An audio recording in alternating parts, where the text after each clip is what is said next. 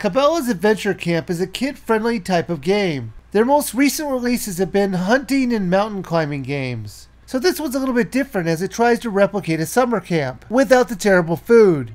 Now, I've only been to one camp in my life, and that was Boy Scout camp. It was a week long, and it sure did have a bunch of varied activities. I remember it fondly, as it was the first place where I caught a fish for the first and, unfortunately, only time. But it's also the place where I made a radical wicker basket. Then to end the day, I did some shooting with a shotgun at cans. Now, I didn't hit any of the targets, but I sure did hit the ground from the kick of that gun. So this game really brings back those memories, even if some of the activities that you do in this title were a bit ridiculous. You can play the game in a competition story mode or a free play mode. The competition mode is played out like you're competing in a week-long competition. There is an event every day. You can pick and choose what you want to play, or you can let the computer randomly pick them for you. Now, there are 8 camp games to play: biking, kayaking, shooting, wave riding, fishing, archery, hog whacking, and bear hunter ninja. Most of you probably don't know what the last 2 are, so I'm going to talk about those more in depth in a minute. Now, all the games control fine.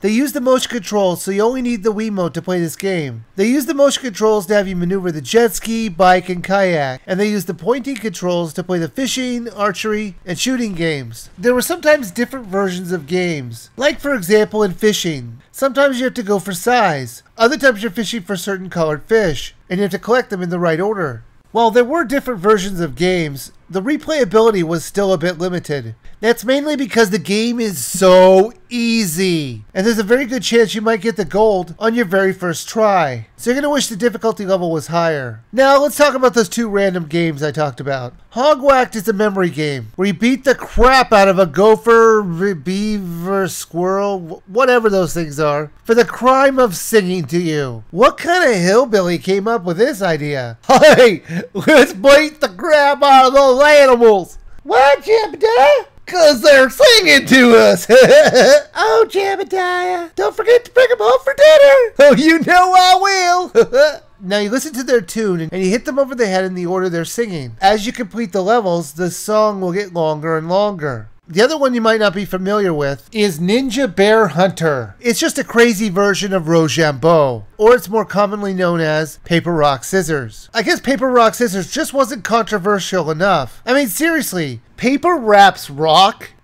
Yeah, right. Rock would rip through paper! What kind of paper could take a beating from a rock? Now, Ninja Bear Hunter is played the same basic way. Bear eats ninja, ninja eats hunter. No, I mean ninja kills hunter. Whoa. Ninja eats hunter.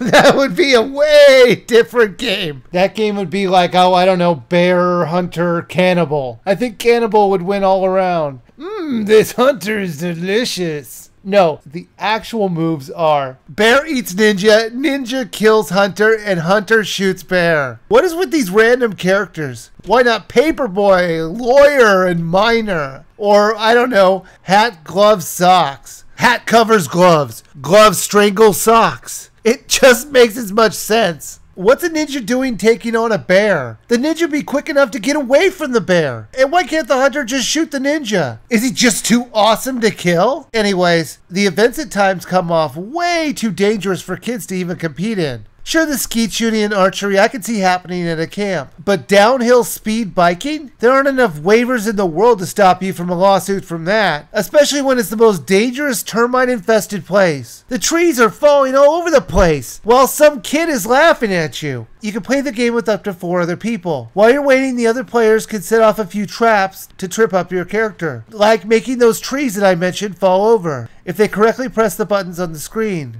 Cabelas Adventure Camp was fun for a while. The problem was the difficulty level, or should I say the lack of. There just isn't anything really compelling here to replay, so I do think it is worth the rent for a child, but not a buy.